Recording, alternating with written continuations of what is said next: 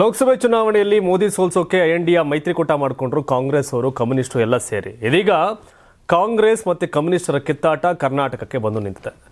ಹೌದು, ಕರ್ನಾಟಕದಲ್ಲಿ bulldozer culture ಬಂದಿದೆ ಅಂತ ಕೇರಳ ಮುಖ್ಯಮಂತ್ರಿ ಪಿಣರಾಯಿ ವಿಜಯನ್ ಹೇಳಿದರು. ಅದಾದಮೇಲೆ ಆ ಕಮ್ಯುನಿಸ್ಟ್ ನಾಯಕರು ಬಂದರು. ಯಲಹಂಕದ ಕೋಗಿಲು ಏನು ಮನೆಗಳನ್ನ ನೆಲಸಮಗೊಳಿಸಲಾಗಿತ್ತು ಆ ಜಾಗಕ್ಕೆ ಬಂದು ಅವರ ಪರವಾಗಿ ವಕಾಲತನ ವಹಿಸೋಕೆ ಹೊರಟರು. ಸೊ ಇದೆಲ್ಲವೂ ಕೂಡ ಒಂದು ಕಡೆ ಆಗ್ತಿದೆ. ಮತ್ತೊಂದು ಸ್ಟೇಟ್ ಪಾಲಿಟಿಕ್ಸ್ ಅಂದರೆ ಅಹಿಂದ ಸಮಾವೇಶ, ಮುಖ್ಯಮಂತ್ರಿಗಳ ಆ ಹುದ್ದೆಯಲ್ಲಿ ಉಳಿಸೋದಕ್ಕೆ ಅಹಿಂದ ವರ್ಗ ದೊಡ್ಡ ಮಟ್ಟಿಗಿನ ಒಂದಷ್ಟು ಹೋರಾಟಗಳಿಗೆ ಕೈ ಹಾಕ್ತಾ ಇದೆ. ಅದು ಕೂಡ ನಡೀತಿದೆ. ಎಲ್ಲವೂ ಕೂಡ ಇವತ್ತಿನ ಪ್ರೈಮ್ ಟೈಮಲ್ಲಿ ನ್ಯೂಸ್ ಇದೆ. ಮತ್ತೊಂದು ಕಡೆ ಕರ್ನಾಟಕವನ್ನು ಕೇರಳ ನಾಯಕರು ಆಳ್ವಿಕೆ ಮಾಡ್ತಿದ್ದಾರಾ ಅಂತ. ಕರ್ನಾಟಕ ಕೇರಳ ಸರ್ಕಾರ, ಇದು ಕರ್ನಾಟಕ ಸರ್ಕಾರ ಅಲ್ಲ, ಇದು ಕರ್ನಾಟಕ ಕೇರಳ ಸರ್ಕಾರ. ಯಾಕೆಂದರೆ ಕೇರಳದಲ್ಲಿ ಆನೆ ದಾಳಿ ಸತ್ತರೆ ಕರ್ನಾಟಕ ಸರ್ಕಾರ ಹಣ ಕೊಡುತ್ತೆ. ಇವಾಗ ಕೇರಳದವರು ಟ್ವೀಟ್ ಮಾಡಿದ್ರೆ ವೇಣುಗೋಪಾಲು ಕಾಂಗ್ರೆಸ್ಗೆ ಉಸ್ತುವಾರಿ, ಕರ್ನಾಟಕ ಸರ್ಕಾರಕ್ಕೆ ಉಸ್ತುವಾರಿ ಅಲ್ಲ. ವೇಣುಗೋಪಾಲು ಇಲ್ಲಿ ಯಾರೋ ಮನೆಗಳನ್ನ ಕಡಿವಿರೋರಿಗೆ ಪರ್ಯಾಯ ಮಾರ್ಗಕ್ಕೆ ಮಾಡಿಕೊಡಿ ಅನ್ನೋ ಸೂಚನೆ ಕೊಡುವಷ್ಟು ಕರ್ನಾಟಕ ಸರ್ಕಾರ ಕರ್ನಾಟಕ ಕೇರಳ ಸರ್ಕಾರವಾಗಿ ಮಾರ್ಪಟ್ಟಿದೆ. ಕರ್ನಾಟಕ ಕೇರಳ ಕಾಂಗ್ರೆಸ್ ಸರ್ಕಾರವಾಗಿ ಮಾರ್ಪಟ್ಟಿದೆ ಅನ್ನೋದು BJP ನಾಯಕರ ಆರೋಪ. ಇದೆಲ್ಲ ವಿಷಯಗಳು ಇವತ್ತಿನ ಪ್ರೈಮ್ ಟೈಮಲ್ಲಿದೆ. ಬನ್ನಿ ನೋಡ್ಕೊಂಡು ಬರೋಣ. ಕಡೆವರೆಗೂ ಈ ಸುದ್ದಿನ ನೋಡಿ. ನಮಸ್ಕಾರ, ನಾನು ಶಿವಕುಮಾರ್. ಕರ್ನಾಟಕದಲ್ಲಿ ಅಷ್ಟೇ ಅಲ್ಲ, ಕೇರಳದಲ್ಲೂ ಅಹಿಂದ ನಾಯಕ ಮುಖ್ಯಮಂತ್ರಿ ಸಿದ್ದರಾಮಯ್ಯ ಅವರ ರಾಜಕೀಯ ಚರ್ಚೆ ಜೋರಾಗಿದೆ. ಚುನಾವಣೆಗಳು ಹತ್ತಿರವಾಗ್ತಿದ್ದಂತೆ ರಾಜಕೀಯ ಚಟುವಟಿಕೆಗಳು ಗರಿಗೆದರುತ್ತಿದ್ದು ಮತ ಬ್ಯಾಂಕ್ ಒಗ್ಗೂಡಿಸುವ ಪ್ರಯತ್ನಗಳು ತೀವ್ರಗೊಳ್ತಾವೆ. ಈ ಹಿನ್ನೆಲೆ ಅಹಿಂದ ಮತ ಬ್ಯಾಂಕ್ ಪ್ರತಿ ರಾಜ್ಯದ ಚುನಾವಣೆಯಲ್ಲೂ ನಿರ್ಣಾಯಕ ಪಾತ್ರ ವಹಿಸುತ್ತಿದೆ. ಮುಂದಿನ ವರ್ಷ ಕೇರಳದಲ್ಲಿ ನಡೆಯುತ್ತಿರತಕ್ಕಂಥ ವಿಧಾನಸಭೆ ಚುನಾವಣೆ ಹಿನ್ನೆಲೆಯಲ್ಲಿ AICC ಪ್ರಧಾನ ಕಾರ್ಯದರ್ಶಿ KC ವೇಣುಗೋಪಾಲ್ ಅವರ ಕಣ್ಣು ಮುಖ್ಯಮಂತ್ರಿ ಸ್ಥಾನ ಮೇಲೆ ಇದೆ ಎಂಬ ಚರ್ಚೆಗಳು ರಾಜಕೀಯ ವಲಯದಲ್ಲಿ ಕೇಳಿಬರ್ತಿವೆ. ಅಹಿಂದ ಮತಗಳನ್ನು ಸೆಳೆಯುವ ಉದ್ದೇಶದಿಂದ KC ವೇಣುಗೋಪಾಲ್ ಅವರು ಮಾಸ್ಟರ್ ಪ್ಲಾನ್ ರೂಪಿಸಿದ್ದು ಕರ್ನಾಟಕ ಮುಖ್ಯಮಂತ್ರಿ ಸಿದ್ದರಾಮಯ್ಯ ಅವರನ್ನ ಕೇರಳಕ್ಕೆ ಆಹ್ವಾನಿಸಲು ಮುಂದಾಗಿದ್ದಾರೆ.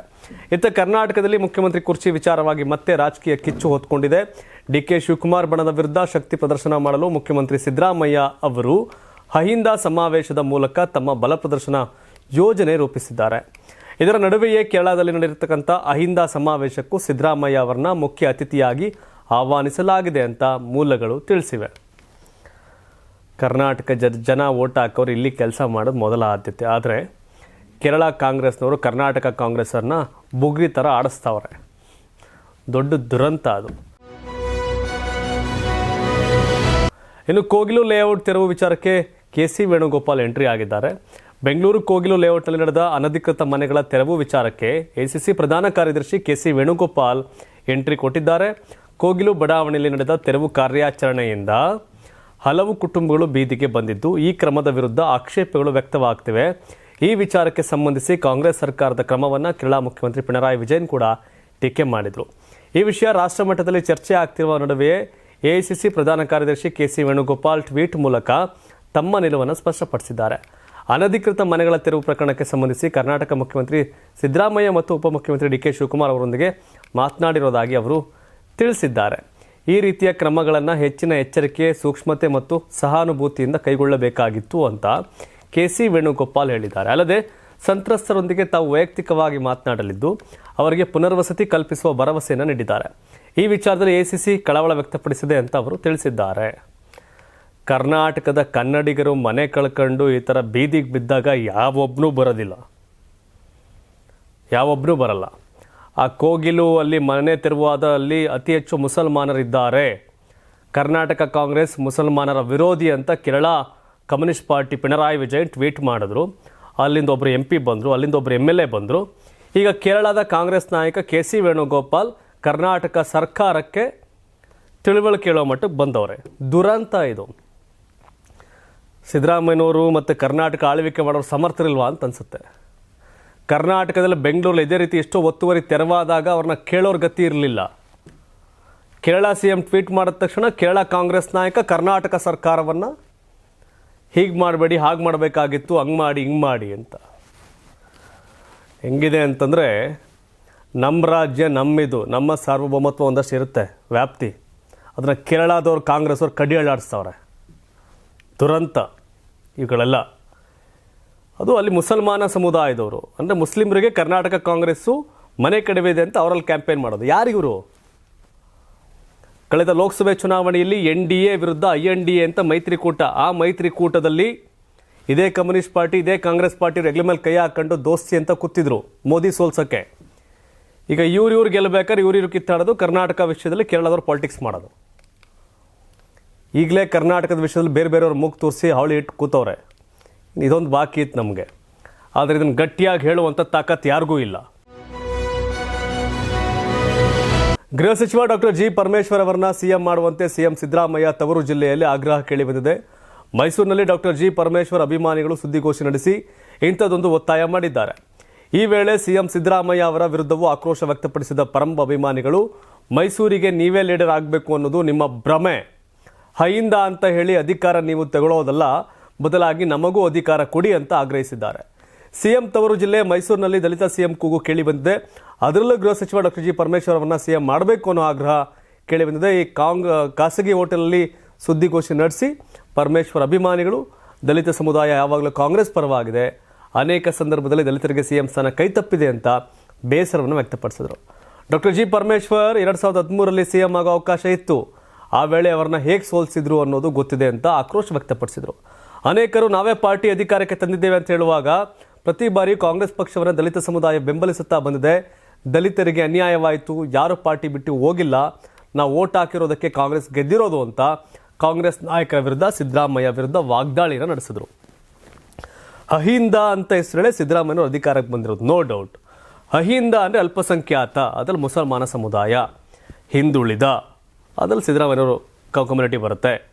ದಲಿತ, ಹೌದು, ಮುಸಲ್ಮಾನರು ದಲಿತರು ಸೇರಿ 1 ಕೋಟಿ ಹತ್ರ ಓಟ್ ಹಾಕವ್ರೆ ಕಾಂಗ್ರೆಸ್ಗೆ, ಹೌದು. ಆದರೆ ಅಹಿಂದ ನಾಯಕ ಅಂತ ಹೇಳ್ಕೊಂಡು ನೀವು ಪರಮೇಶ್ವರ್ಗೆ ಅನ್ಯಾಯ ಮಾಡಿದಿರಿ, ಅವರು ಸೋಲ್ಸೋರು ಯಾರು ಅಂತ ಗೊತ್ತಿದೆ ಅನ್ನೋ ದಾಟಿಯಲ್ಲಿ ರಾಜಕೀಯವಾಗಿ ಚರ್ಚೆ. 2013ರಲ್ಲಿ ಕೊರಟಗೆರೆಯಲ್ಲಿ ಪರಮೇಶ್ವರ್ ಸೋಲಿಗೆ ಕಾರಣ ಸಿದ್ದರಾಮಯ್ಯನವರು ಅನ್ನೋದೇ ಒಂದಷ್ಟು ಚರ್ಚೆ. ಅವತ್ತು ಮುಖ್ಯಮಂತ್ರಿ ಆಗಬೇಕಾಗಿತ್ತು ಪರಮೇಶ್ವರ್, ಅವತ್ತು ಹಾಳು ಮಾಡಿ ಸಿದ್ದರಾಮಯ್ಯನವರು ಅನ್ನೋ ಮತ್ತೊಂದು ಕಡೆ. ಹಾಗಾಗಿ ಅಹಿಂದ ಅಂತ ಹೇಳ್ಕೊಂಡು ಯಾಕೆ ನಮ್ಮ ಅಹಿಂದನೇ ತುಳಿತಾ ಇದ್ದೀರಿ, ನೀವು ಮಾತ್ರ ಬೆಳಗ್ಗೆ ಕೈಯಿಂದ ಹೆಸರು ಹೇಳ್ತೀರಿ, ಏನು ಮಾಡಿದಿರಿ ಅನ್ನೋ ಪ್ರಶ್ನೆ ಅವರೆಲ್ಲ ಎತ್ತುತ್ತವ್ರೆ. ಅದಷ್ಟೇ, ಏನೂ ಮಾಡೋಕ್ಕಾಗಲ್ಲ, ಹಂಗಿದೆ. RSS ಜನಸಂಘದವರು ದೇಶಭಕ್ತರಲ್ಲ ಅಂತ ಸಿದ್ದರಾಮಯ್ಯ ಕಿಡಿಕಾರಿದ್ದಾರೆ. ದೇಶದಲ್ಲಿ ಬದಲಾವಣೆ ಆಗಿದ್ದರೆ ಅದಕ್ಕೆ ಕಾಂಗ್ರೆಸ್ ಕಾರಣ, ಗಾಂಧಿ ಹೆಸರು ಅಳಿಸೋಕೆ ಬಿಡಬಾರ್ದು, ನಾವೆಲ್ಲರೂ ಒಟ್ಟಾಗಿ ಹೋರಾಟ ಮಾಡಬೇಕು, 60-40 ಶೇರ್ ಕೊಡಬೇಕು ಅಂತ ಕೇಂದ್ರ ನರೇಗಾ ಯೋಜನೆ ಬದಲಾವಣೆ ಮಾಡಿದೆ. ಇದರಿಂದ ರಾಜ್ಯದ ಮೇಲೆ 25,000 ಕೋಟಿ ರೂಪಾಯಿ ಆರ್ಥಿಕ ಹೊರೆ ಬೀಳುತ್ತದೆ ಅಂತ ಕಳವಳವನ್ನು ವ್ಯಕ್ತಪಡಿಸಿದ್ದಾರೆ. ಮುಖ್ಯಮಂತ್ರಿ ಸಿದ್ದರಾಮಯ್ಯನವರ ಈ ಹೇಳಿಕೆ ಕೆಪಿಸಿಸಿ ಕಚೇರಿಯಲ್ಲಿಂದು ನಡೆದ ಕಾಂಗ್ರೆಸ್ ಸಂಸ್ಥಾಪಕ ದಿನಾಚರಣೆ ಕಾರ್ಯಕ್ರಮವನ್ನು ಉದ್ದೇಶಿಸಿ ಮಾತನಾಡಿದ ಸಿದ್ದರಾಮಯ್ಯನವರು, 21ನೇ ಶತಮಾನಕ್ಕೆ ಅಭಿವೃದ್ಧಿ ತಂದವರು ಕಾಂಗ್ರೆಸ್ನವರು, ಬಿಜೆಪಿ ಕೊಡುಗೆ ಶೂನ್ಯ, ದೇಶ ಒಡೆಯೋದು, ಸಮಾಜ ಒಡೆಯೋದು, ಜಾತಿ ವ್ಯವಸ್ಥೆ ಹುಟ್ಟು ಹಾಕಿದ್ದು ಇವಿಷ್ಟೇ ಬಿಜೆಪಿ ಕೊಡುಗೆ, ಚಾತುರ್ವರ್ಣ ವ್ಯವಸ್ಥೆ ಹುಟ್ಟು ಹಾಕಿದ್ದು ಬಿಜೆಪಿಯವರೇ, ಸಮಾನ ಅವಕಾಶ ಬಂದಿದ್ದು ಸಂವಿಧಾನ ರಚನೆ ಆದಮೇಲೆ, ಭಾರತ ಪ್ರಜಾಪ್ರಭುತ್ವ ದೇಶ, ವಿಶ್ವದ ಇತಿಹಾಸದಲ್ಲಿ ಇಷ್ಟು ದೊಡ್ಡ ಪ್ರಜಾಪ್ರಭುತ್ವ ಬೇರೆ ಕಡೆ ಇಲ್ಲ ಅಂತ ಸಿದ್ದರಾಮಯ್ಯ ಹೇಳಿದರು. ಸ್ವಾತಂತ್ರ್ಯ ಹೋರಾಟದ ದಿನಗಳಲ್ಲಿ ಕಾಂಗ್ರೆಸ್ ಪಕ್ಷದ ಪಾತ್ರವನ್ನು ಸ್ಮರಿಸಿದರು. ಇಡೀ ದೇಶದಲ್ಲಿ ಹೆಚ್ಚು ಕಾರ್ಯಕರ್ತರು ಇರೋ ಪಕ್ಷ ಕಾಂಗ್ರೆಸ್ಸು, ಇದನ್ನು ಉಳಿಸಲು ನಾವೆಲ್ಲರೂ ಕೆಲಸ ಮಾಡೋಣ ಅಂತ ಕರೆಯನ್ನು ಕೊಟ್ಟರು. ಎಸ್, ಖಂಡಿತ ಕಾಂಗ್ರೆಸ್ ಕೆಲಸ ಮಾಡ್ತಾ ಇದೆ, BJP ಯಾರಿದ್ದಾರೆ ಅನ್ನೋ ಪ್ರಶ್ನೆಗಳನ್ನ ಸಿದ್ದರಾಮಯ್ಯವರು ಹೇಳ್ತಾ ಇದ್ದಾರೆ. ಸೊ ಅದಕ್ಕೆ BJPಯವರು ಉತ್ತರ ಕೊಡ್ತಾರೆ. ಸೊ ಜನ ತೀರ್ಮಾನ ಮಾಡ್ತಾರೆ. ನಂಬರ್ 1 ನಮ್ಮದೇ ಅಂತ ಹೇಳೋರೆ, ಬಟ್ ಮೆಂಬರ್ಶಿಪ್ ಪ್ರಕಾರ BJP ನಂಬರ್ 1. ಸೊ ಹಾಗಾಗಿ ನಂಬರ್ 1 ಸಹಜವಾಗಿ ಹೇಳ್ಕೊತಾ ಇರ್ಬೋದು ಎಲ್ಲರೂ. ಪಾಲಿಟಿಕ್ಸ್. ಅಯೋಧ್ಯೆಗೆ ಭೇಟಿ ಕೊಟ್ಟ ದಕ್ಷಿಣ ಭಾರತದ ಮೊದಲ CM. ರಾಮ ಜನ್ಮಭೂಮಿ ಅಯೋಧ್ಯೆ ರಾಮ ಮಂದಿರಕ್ಕೆ ಈಗಾಗಲೇ ವಿಶ್ವದ ಹಲವು ಭಾಗಗಳಿಂದ ಕೋಟ್ಯಾಂತರ ಸಂಖ್ಯೆಯಲ್ಲಿ ಭಕ್ತರು ಭೇಟಿ ನೀಡುತ್ತಿದ್ದು ವಿಶ್ವ ಮಟ್ಟದಲ್ಲಿ ರಾಮ ಮಂದಿರ ಗಮನ ಸೆಳೆದಿದೆ. ಆದರೆ ಇದುವರೆಗೂ ದಕ್ಷಿಣ ಭಾರತದ ಯಾವುದೇ ರಾಜ್ಯದ ಮುಖ್ಯಮಂತ್ರಿ ಅಲ್ಲಿಗೆ ಭೇಟಿ ನೀಡಿರಲಿಲ್ಲ. ಇದೀಗ ಆಂಧ್ರದ CM ಚಂದ್ರಬಾಬು ನಾಯ್ಡು ಅಯೋಧ್ಯೆಯ ರಾಮ ಮಂದಿರಕ್ಕೆ ಭೇಟಿ ನೀಡಿದ್ದಾರೆ. ಹೌದು, ಆಂಧ್ರ CM ಚಂದ್ರಬಾಬು ನಾಯ್ಡು ಉತ್ತರ ಪ್ರದೇಶದ ಅಯೋಧ್ಯೆಯ ರಾಮ ಮಂದಿರಕ್ಕೆ ಭೇಟಿ ನೀಡಿ ಗಮನ ಸೆಳೆದಿದ್ದಾರೆ. ರಾಮರಾಜ್ಯವು ಕೇಂದ್ರ ಸರ್ಕಾರದ ಶ್ರಮದ ಫಲವಾಗಿದೆ. ಈ ಮಂದಿರವನ್ನು ನಿರ್ಮಿಸಲು ಕೊಡುಗೆ ನೀಡಿದ ಎಲ್ಲರಿಗೂ ನಾನು ಕೃತಜ್ಞನಾಗಿದ್ದೇನೆ ಅಂತ ಹೇಳಿದರು. ಇದುವರೆಗೂ ಕರ್ನಾಟಕ, ಆಂಧ್ರಪ್ರದೇಶ, ತಮಿಳುನಾಡು, ಕೇರಳ ಸೇರಿದಂತೆ ದಕ್ಷಿಣ ಭಾರತದ ಯಾವುದೇ ರಾಜ್ಯದ ಮುಖ್ಯಮಂತ್ರಿಗಳು ರಾಮ ಮಂದಿರಕ್ಕೆ ಭೇಟಿ ನೀಡಿರಲಿಲ್ಲ. ಇದೇ ಮೊದಲ ಬಾರಿಗೆ ಚಂದ್ರಬಾಬು ನಾಯ್ಡು ಅಯೋಧ್ಯೆಗೆ ಭೇಟಿ ನೀಡಿ ಈ ಸಾಲಿನಲ್ಲಿ ಮೊದಲಿಗರಾಗಿದ್ದಾರೆ. ಯಾಕೆ ಕೊಟ್ಟಿಲ್ಲ ಅಂದರೆ, ಕರ್ನಾಟಕದ ಮುಖ್ಯಮಂತ್ರಿ ಸಿದ್ದರಾಮಯ್ಯ ಕಾಂಗ್ರೆಸ್ಸು, ರಾಮ ಮಂದಿರ ವಿಷಯಕ್ಕೆ ವಿರೋಧ, ರಾಮ ಮಂದಿರ ಕಟ್ಟಕ್ಕೆ ದೊಡ್ಡ ವಿರೋಧ ಕಾಂಗ್ರೆಸ್ ಇತ್ತು. ಸೊ ಹಾಗಾಗಿ ಇವರು ಹೋಗಂಗಿಲ್ಲ. ಇನ್ನು ತೆಲಂಗಾಣ CM ಬರ್ತಾ ರೇವಂತ್ ರೆಡ್ಡಿ, ಅವರು ಕಾಂಗ್ರೆಸ್ ಅವರು. ರಾಮ ಮಂದಿರ ಕಟ್ಟೋಕೆ ವಿರೋಧ ಇದ್ದದ್ದು ಕಾಂಗ್ರೆಸ್ಸು, ರಾಮ ಮಂದಿರದ ವಿರುದ್ಧದ ಹೋರಾಟಕ್ಕೆ ಕೈ ಜೋಡಿಸೋರು ಕಾಂಗ್ರೆಸ್ಸು, ಅವರು ಹೋಗಂಗಿಲ್ಲ. ಇನ್ನು ಸ್ಟಾಲಿನ್ ತಮಿಳುನಾಡು ಮುಖ್ಯಮಂತ್ರಿ, ದೇವರನ್ನು ನಂಬಲ್ಲ, ರಾಮನೇ ಇಲ್ಲ, ದೇವರೇ ಇಲ್ಲ ಅನ್ನುವಂಥ ಕುಟುಂಬ ಅದು. ಅವರು ಕಾಂಗ್ರೆಸ್ ಮೈತ್ರಿಕೂಟ, ಅವ್ರು ಬರಲ್ಲ, ಯಾಕೆಂದರೆ ರಾಮ ಅವ್ರಿಗೆ ಬೇಕಾಗಿಲ್ಲ. ಆ್ಯಂಡ್ ಇನ್ನೊಂದು ಕೇರಳ ಮುಖ್ಯಮಂತ್ರಿ ಪಿಣರಾಯಿ ವಿಜಯನ್, ಧರ್ಮ ದೇವರು ಅನ್ನೋ ವಿಷಯದಲ್ಲಿ ನಂಬಿಕೆನೇ ಇಲ್ಲ, ಹಾಗಾಗಿ ಅವ್ರು ಬರಲ್ಲ. ಇನ್ನು ಉಳ್ಕೊಂಡಿರ್ತಕ್ಕಂಥ NDA ಮೈತ್ರಿಕೂಟ ಸರ್ಕಾರ ಇರೋದು ಇಲ್ಲಿ ಆಂಧ್ರದಲ್ಲಿ, ಅವರು ಹೋಗಲೇಬೇಕು, ಹೋಗಿದ್ದಾರೆ. ಅದು ಬಿಟ್ಟರೆ ಬೇರೇನಿಲ್ಲ. ಸೊ ಅದಿರಲಿ, ಮಧ್ಯ ಒಂದು ಕಾಮೆಂಟ್ ಕೇಳಿಬಿಡ್ತೀನಿ ನಿಮಗೆ. ದೇವ್ರನ್ನ ನೀವು ನಂಬ್ತೀರಾ ನಂಬಲ್ವಾ? ಮತ್ತು ಸಿದ್ದರಾಮಯ್ಯನವರು, ರೇವಂತ್ ರೆಡ್ಡಿ, ಸ್ಟಾಲಿನ್ನು, ಪಿಣರಾಯಿ ವಿಜಯನ್ನು ಅಲ್ಲಿಗೆ ಹೋಗ್ದಿರೋದ್ರ ಬಗ್ಗೆ ತಮ್ಮ ಅಭಿಪ್ರಾಯನ ಕಾಮೆಂಟ್ ಮಾಡಿ. ಮುಂದಿನ ಸುದ್ದಿಗೆ ಹೋಗ್ತೀನಿ. TMC ಪಕ್ಷದಿಂದ ಹೊಸ ಲೋಗೋ ಬಿಡುಗಡೆ. ಪಶ್ಚಿಮ ಬಂಗಾಳದಲ್ಲಿ 2026ರ ವಿಧಾನಸಭೆ ಚುನಾವಣೆಗೆ ಸಿದ್ಧತೆ ಆರಂಭವಾಗಿದ್ದು, ಆಡಳಿತಾರೂಢ TMC ಪಕ್ಷವು ಹೊಸ ಘೋಷಣೆ ಮತ್ತು ಲೋಗೋವನ್ನು ಬಿಡುಗಡೆ ಮಾಡಿದೆ. ಜುತಾಯ್ ಕರೋ ಅಮ್ಲಾ ಅಬಾರ್ಜ್ ಜಿತ್ತೆ, ಅಂದರೆ ಬಾಂಗ್ಲಾ ನೀವು ಎಷ್ಟೇ ದಾಳಿ ಮಾಡಿದರೂ ಮತ್ತೆ ಬಂಗಾಳ ಗೆಲ್ಲುತ್ತದೆ ಎಂಬುದು ಪಕ್ಷದ ಹೊಸ ಘೋಷಣೆಯಾಗಿದೆ.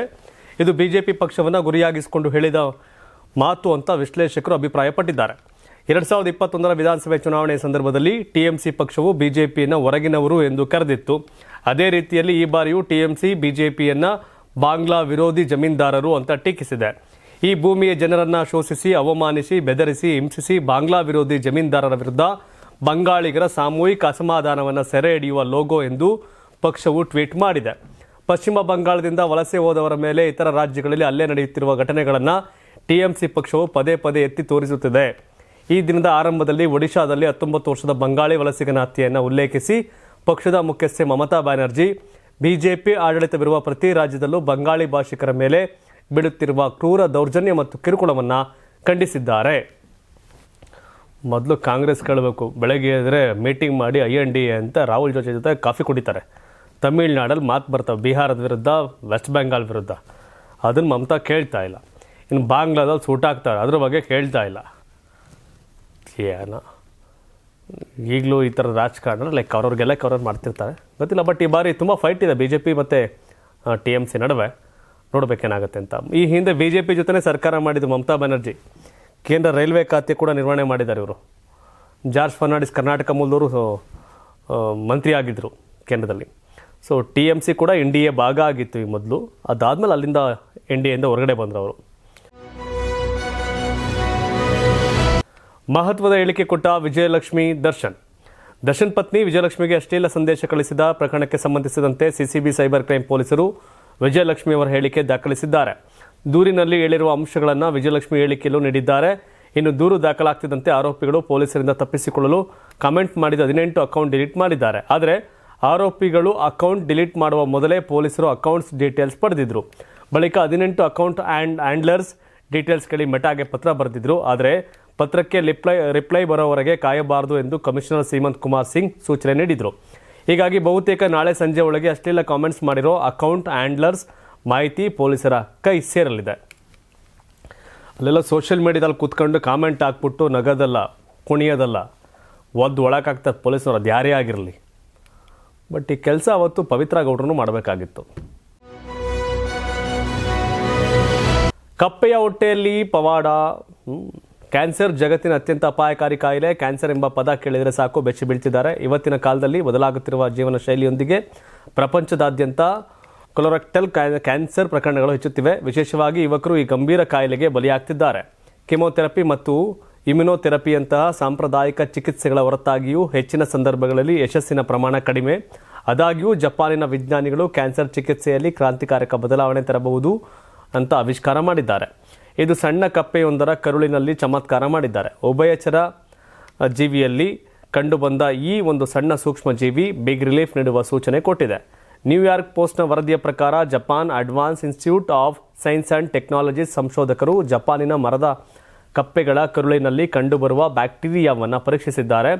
ಜಪಾನಿನ ಮರದ ಕಪ್ಪೆಗಳು, ಫೈರ್ ಬೆಲ್ಲಿ ನ್ಯೂಟ್ಗಳು ಮತ್ತು ಹುಲ್ಲು ಹಲ್ಲಿಗಳು ಸೇರಿದಂತೆ ಒಟ್ಟು 45 ವಿಭಿನ್ನ ಬ್ಯಾಕ್ಟೀರಿಯಾದ ಪ್ರಭೇದಗಳನ್ನು ಪರೀಕ್ಷೆಗಳು ಬಳಸಿದ್ರು. ಸೊ ಇದರಲ್ಲೀಗ ಫಲ ಸಿಕ್ಕಿದೆ. ಇದಿಷ್ಟು ಇಂದಿನ ನ್ಯೂಸ್. ಕರ್ನಾಟಕದ ಅಕ್ರಮ ಒತ್ತುವರಿ ತೆರವು ವಿಷಯದಲ್ಲಿ ಕೇರಳದ ರಾಜಕಾರಣ, ಕರ್ನಾಟಕ ಸರ್ಕಾರಕ್ಕೆ ಕೇರಳ ಕಾಂಗ್ರೆಸ್ ನಾಯಕರ ಆದೇಶಗಳು, ಇದ್ರ ಬಗ್ಗೆ ತಾವೆಲ್ಲ ಏನು ಹೇಳ್ತೀರಿ ಕಾಮೆಂಟ್ ಮಾಡಿ ತಿಳಿಸಿ. ಧನ್ಯವಾದ. ಇದು ಕರ್ನಾಟಕ ಟಿವಿ, ಕನ್ನಡಿಗರ ಧ್ವನಿ. ಸಪ್ತಗಿರಿ ಎನ್ಪಿಎಸ್ ಯೂನಿವರ್ಸಿಟಿ ಅರ್ಪಿಸುವ ನಂದನ ಪ್ಯಾಲೇಸ್ ಸಹ ಪ್ರಾಯೋಜಕತ್ವದಲ್ಲಿ ಕರ್ನಾಟಕ ಟಿವಿ ಮತ್ತು ಆಟ್6 ವತಿಯಿಂದ ಸಂಕ್ರಾಂತಿ ಹಬ್ಬದ ಪ್ರಯುಕ್ತ ರಾಜ್ಯ ಮಟ್ಟದ ರಂಗೋಲಿ ಸ್ಪರ್ಧೆ, ಬೆಂಗಳೂರು ಸೇರಿದಂತೆ ರಾಜ್ಯದ ಹಲವೆಡೆ ಸ್ಪರ್ಧೆಯಲ್ಲಿ ಭಾಗಿಯಾಗಿ ಆಕರ್ಷಕ ಬಹುಮಾನ ಗೆಲ್ಲಿ. ಹೆಸರು ನೋಂದಾಯಿಸಲು ಕರೆ ಮಾಡಿ 9113549531. ತಾಲೂಕು, ಜಿಲ್ಲಾ ಮಟ್ಟ ಹಾಗೂ ಬೆಂಗಳೂರಿನಲ್ಲಿ ಏರಿಯಾವಾರು ಸಂಕ್ರಾಂತಿ ರಂಗೋಲಿ ಸ್ಪರ್ಧೆ. ಅರ್ಹತಾ ಸುತ್ತಿನಿಂದ ಗ್ರ್ಯಾಂಡ್ ಫಿನಾಲೆ ತನಕ ಪ್ರತಿ ಹಂತದಲ್ಲೂ ನಗದು ಬಹುಮಾನ. ಅರ್ಹತಾ ಸುತ್ತಿನ ಮೊದಲ ಬಹುಮಾನ 5,000 ರೂಪಾಯಿ. ಅರ್ಹತಾ ಸುತ್ತಿನ ದ್ವಿತೀಯ ಬಹುಮಾನ 3,000 ರೂಪಾಯಿ. ಅರ್ಹತಾ ಸುತ್ತಿನ ತೃತೀಯ ಬಹುಮಾನ 2,000 ರೂಪಾಯಿ. ಫಿನಾಲೆಯ ಮೊದಲ ಬಹುಮಾನ 30,000 ರೂಪಾಯಿ. ಫಿನಾಲೆಯ ದ್ವಿತೀಯ ಬಹುಮಾನ 20,000 ರೂಪಾಯಿ. ಫಿನಾಲೆಯ ತೃತೀಯ ಬಹುಮಾನ 10,000 ರೂಪಾಯಿ. ಒಟ್ಟಾರೆ 5 ಲಕ್ಷ ನಗದು ಬಹುಮಾನ ವಿತರಣೆ.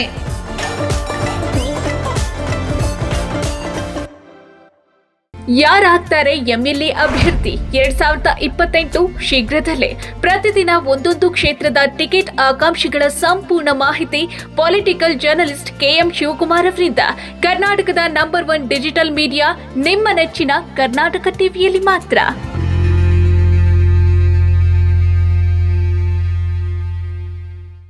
ನೀವು ಸಣ್ಣ ಆಗ್ಬೇಕಲ್ವಾ? ಅದು ಒಂದು ಉತ್ತಮ ಆಹಾರದಿಂದ ಸಣ್ಣ ಆಗ್ಬೇಕಲ್ವಾ? ಪ್ರತಿದಿನ ನಮ್ಮ ಜೀನಿ ಸ್ಲಿಮ್ ನ ಯೂಸ್ ಮಾಡಿ ಯಾವುದೇ ಸೈಡ್ ಎಫೆಕ್ಟ್ ಇಲ್ದಂಗೆ ನೀವು ಸಣ್ಣ ಆಗ್ತೀರಾ.